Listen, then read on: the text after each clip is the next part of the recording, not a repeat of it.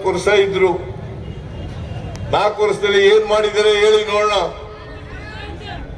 ಏನ್ ಮಾಡಿದರೆ ಹೇಳಿ ನೋಡೋಣ.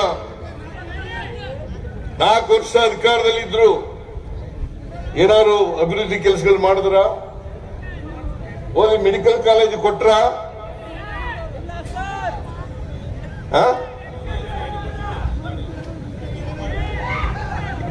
ಅಪ್ಪರ್ ಕೃಷ್ಣ 3ನೇ ಹಂತದ ಯೋಜನೆ, ಅಲ್ಲಿ ಜಮೀನು ಕಳ್ಕೊಂಡಿರ್ತಕ್ಕಂಥ ಜಮೀನ್ದಾರರಿಗೆ ಪರಿಹಾರ ಕೊಡ್ತಕ್ಕಂಥ ಕೆಲಸ ಮಾಡಿದ್ರ?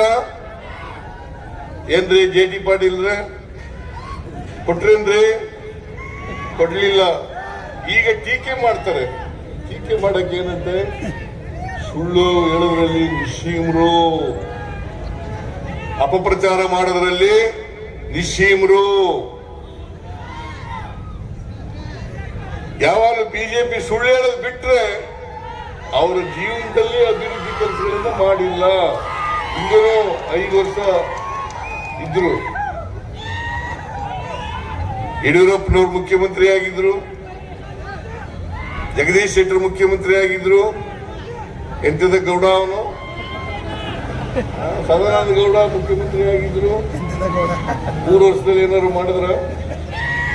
ಅವ್ರು ನುಡಿದಂತೆ ನಡೆದ್ರ? ಮಾಡಲಿಲ್ಲ. 2018ರಲ್ಲಿ ಪ್ರಣಾಳಿಕೆ ಹೊರಡಿಸಿದ್ರು. 2018ರಲ್ಲಿ 600 ಭರವಸೆಗಳನ್ನು ಕೊಟ್ಟರು. 600 ಭರವಸೆಗಳನ್ನು ಕೊಟ್ಟರು. 600 ಭರವಸೆಗಳಲ್ಲಿ 10% ಕೂಡ ಜಾರಿ ಮಾಡಲಿಕ್ಕೆ ಹೋಗಲಿಲ್ಲ.